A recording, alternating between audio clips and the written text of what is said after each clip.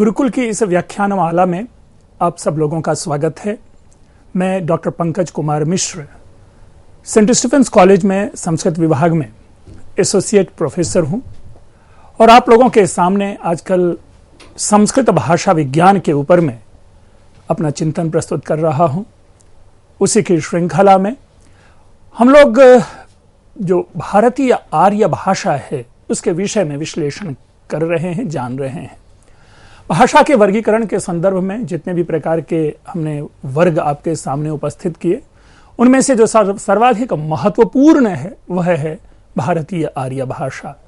इस भारतीय आर्य भाषा के विश्लेषण के क्रम में हमने इसे 3 भागों में बांटा। हमने क्या, जो भाषा वैज्ञानिक हैं वे भारतीय आर्य भाषा को 3 वर्गों में विभाजित करते हैं, 3 उपवर्गों में विभाजित करते हैं, जिसमें प्रथम प्राचीन भारतीय आर्य भाषा, जिसका कि काल भाषा के उद्भव से लेकर के 500 ईस्वी पूर्व तक माना जाता है।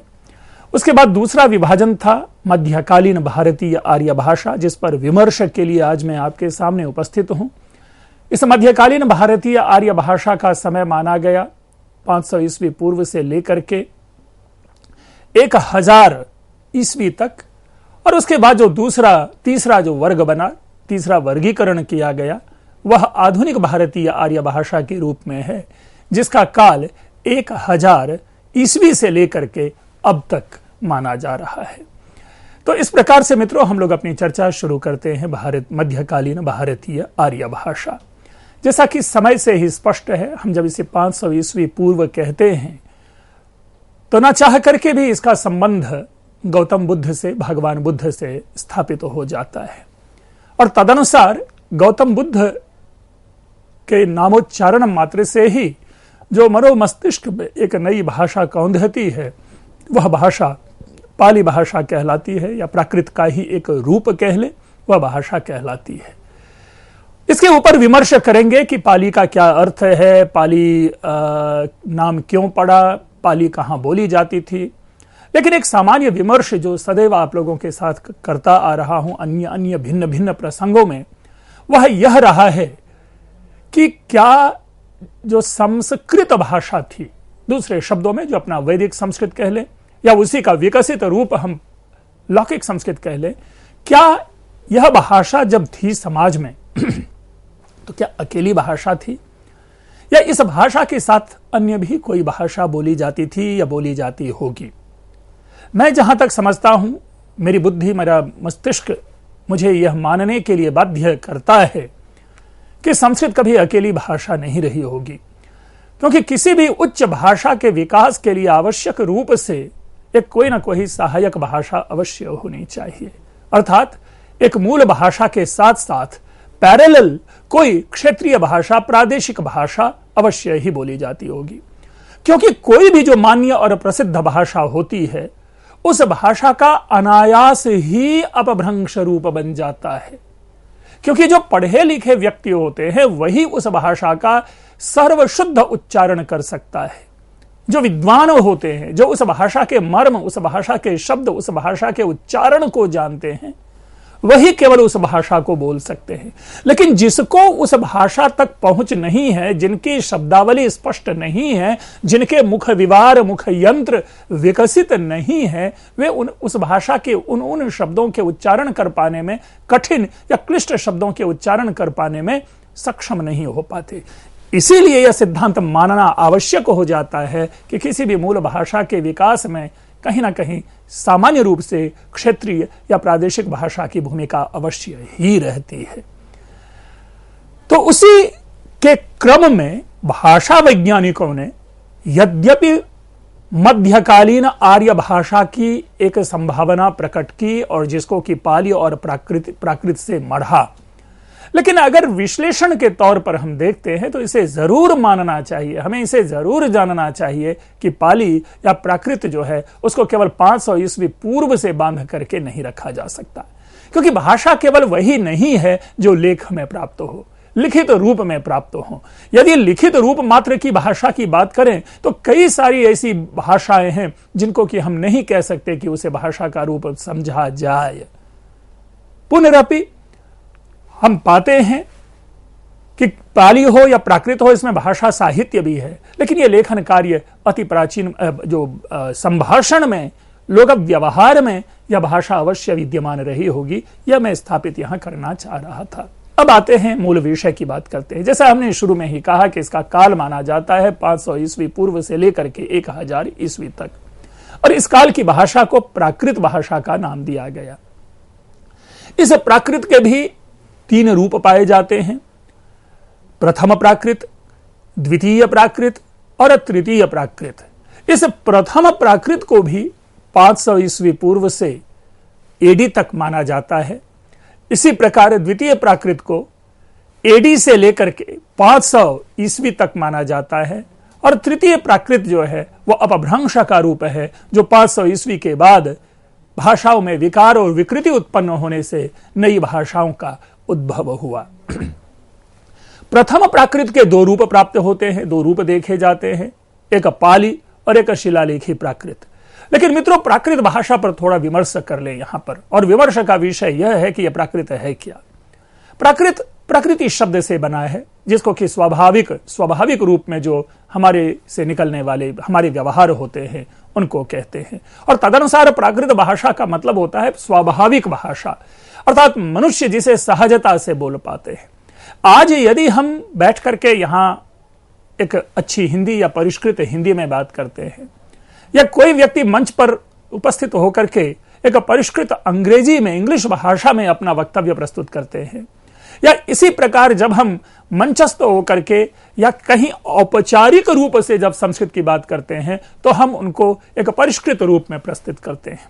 लेकिन इसके साथ ही जब वही भाषा हमारे बोलचाल में आती है, तो अपनी लेख की सारी प्रक्रिया को तोड़ देती है। यहां तक कि जो व्याकरण के अनुशासन है, वो अनुशासन भी छिन्न भिन्न हो जाता है जब हम बोलचाल में अपनी भाषा को लाते हैं। हमारे शब्द विकृत हो जाता है।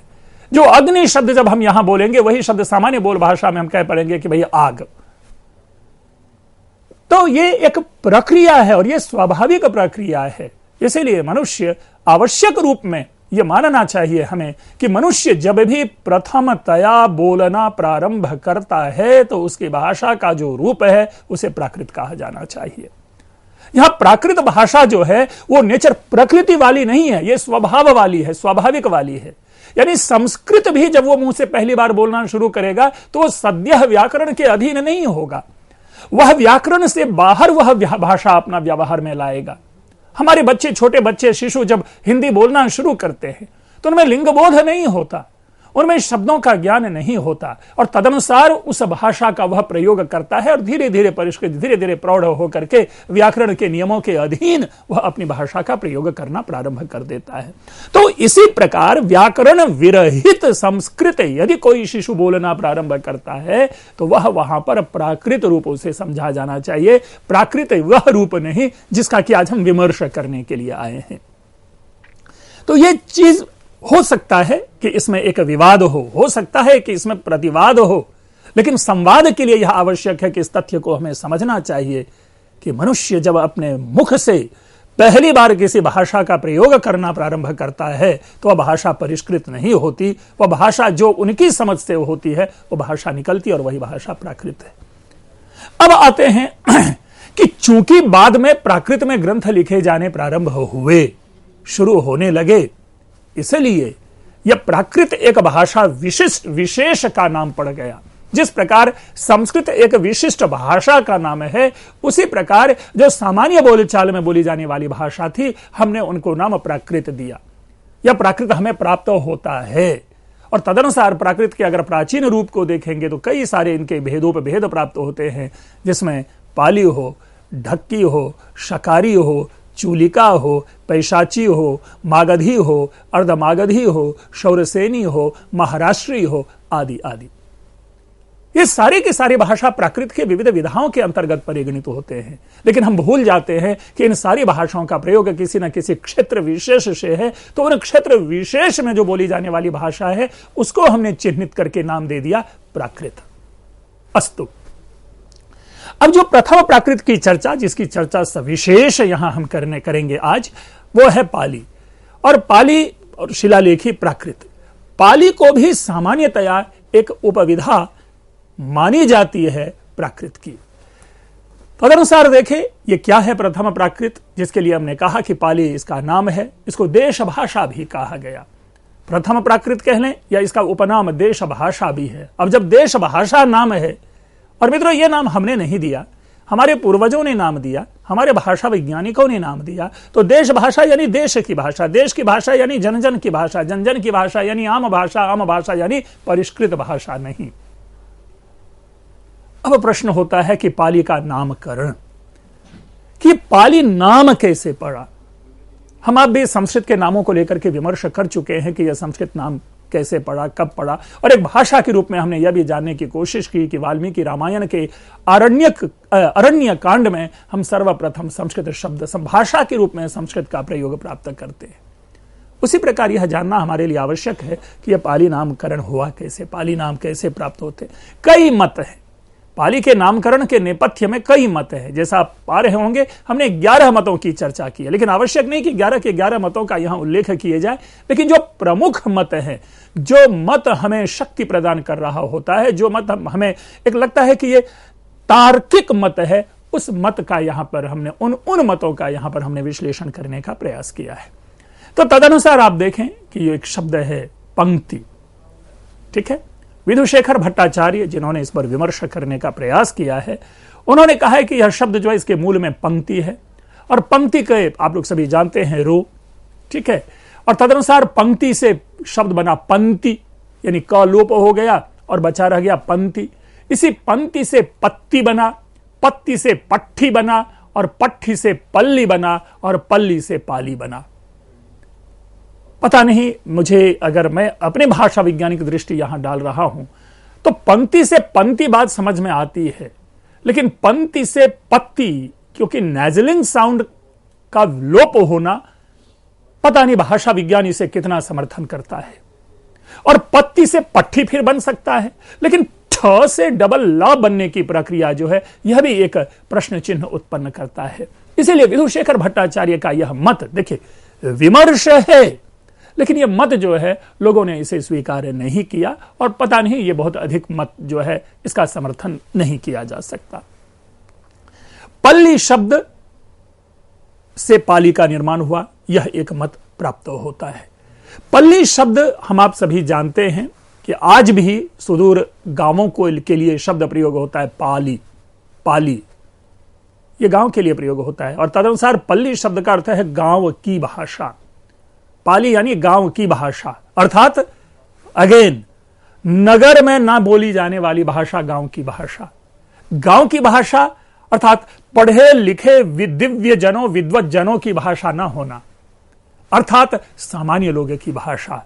तो पल्ली से पाली एक तर्क है, एक बात समझ में आ रही है कि जो आम व्यक्ति उस काल में बोलते होंगे जिस भाषा को, गांव में रहने वाले लोग चूंकि गांव में रहते हैं इसीलिए वो उनकी भाषा को पाली कह दिया गया।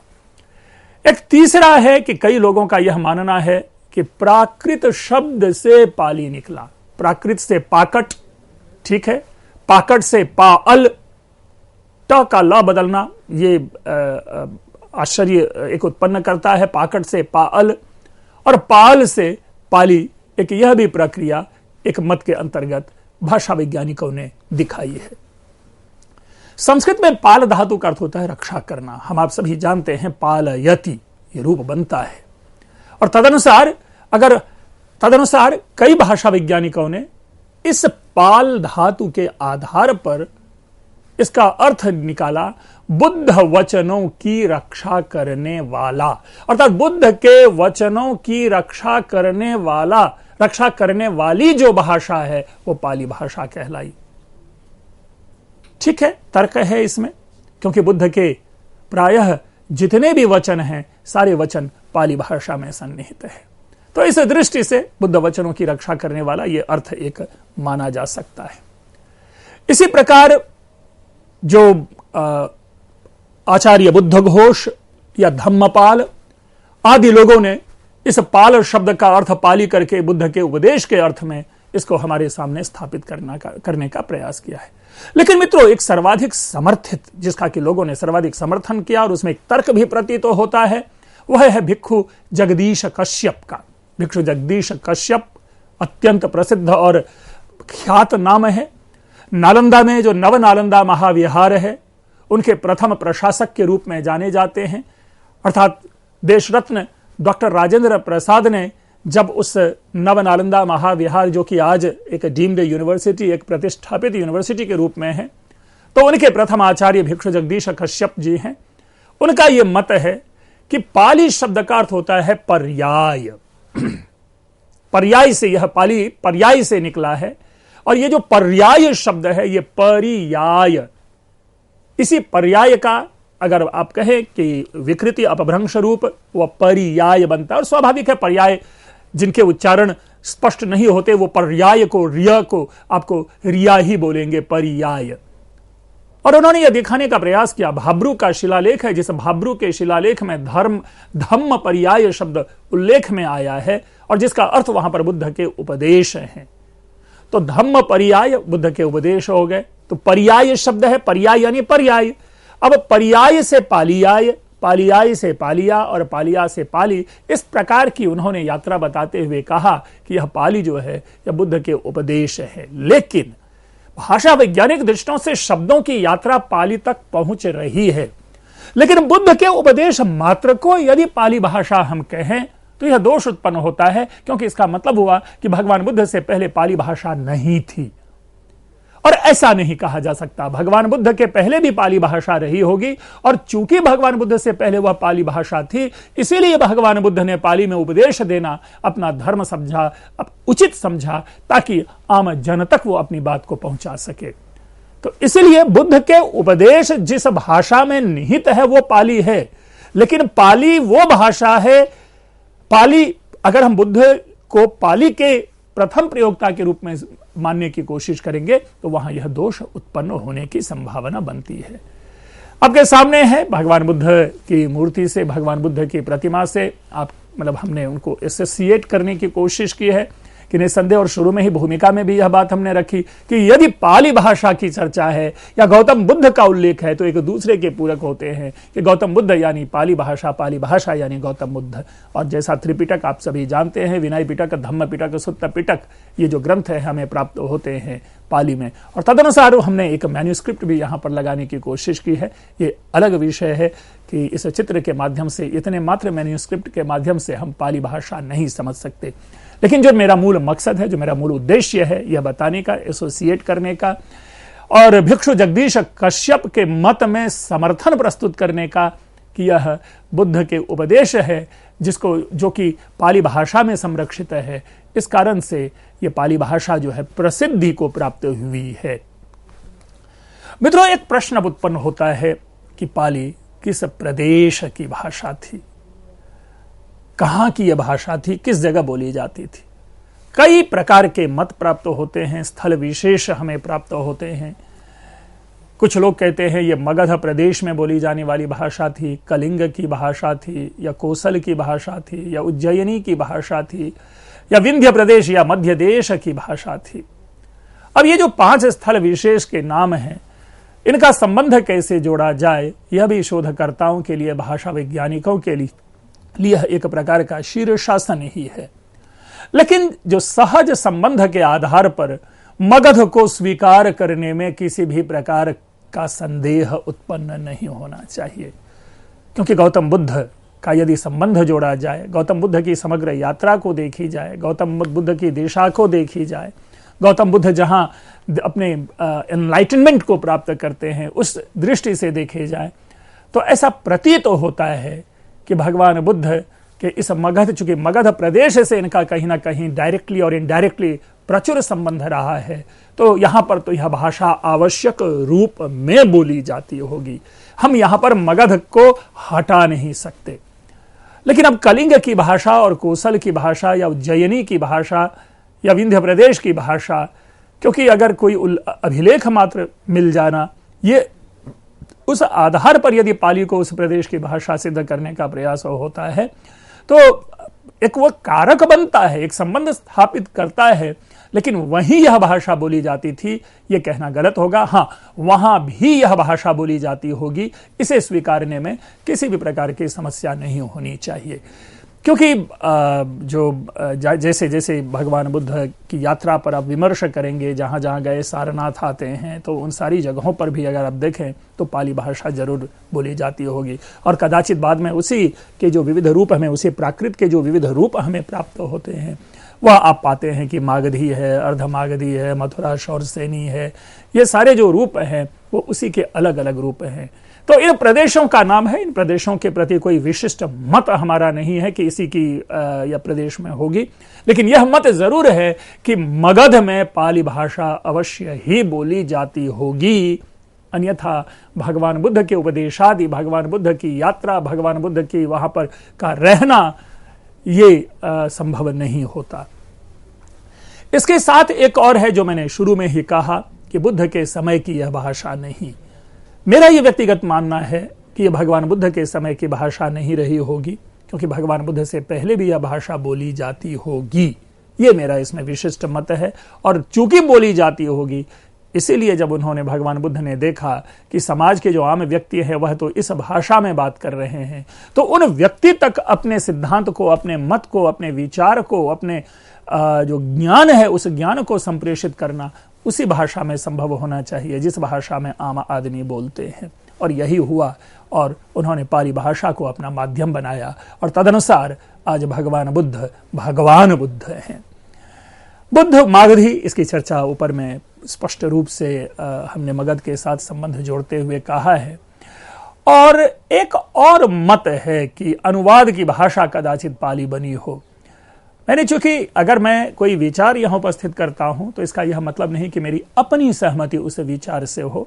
मेरा यहां पर अर्थ स्पष्ट यही है कि ऐसे ऐसे मत प्राप्त होते हैं।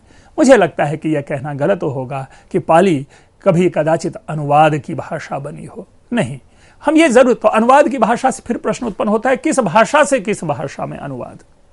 क्या संस्कृत से पाली में अनुवाद? नहीं, ऐसा कहना गलत होगा। और मैं बार बार इस मत को आपके सामने रख रहा हूं। विमर्श का विषय है, डिबेट को अवसर मिलना चाहिए कि संस्कृत के साथ एक कोई भाषा जरूर रही होगी, तभी संस्कृत इतनी समृद्ध भाषा, इतनी सार्वकालिक भाषा बन पाई है। तो इसलिए अनुवाद की भाषा ना कहकर हम इसे अगर कहें कि यह आम लोगों की भाषा रही होगी, तो उसमें एक तर्क हमें अधिक प्रतीत होता है, अनुसंधान इस पर होना चाहिए। मित्रों, अब इसके बाद बात जो सहज निकल कर आती है, वो हम इस पाली भाषा के विषय में यह जानने की भी कोशिश करेंगे कि पाली भाषा की विशेषता क्या है, ऐसी क्या खासियत है पाली भाषा की जो पाली भाषा आम लोगों में इतनी प्रसिद्धि को प्राप्त हुई। इस पाली भाषा ने भगवान बुद्ध को बाध्य किया कि वो इसी भाषा में उपदेश दे, जबकि भगवान बुद्ध अपने समय के समकालीन सारे शास्त्रों के पारंगत रहे होंगे, क्योंकि उनके विचारों में जो भी कोई बातें आती है, दो बातों को तो जरूर हमें मानना चाहिए कि अगर वैदिक किसी मत का वो विरोध कर रहे हैं तो आवश्यक रूप में वो जानते होंगे कि वेद की भाषा क्या थी, एक।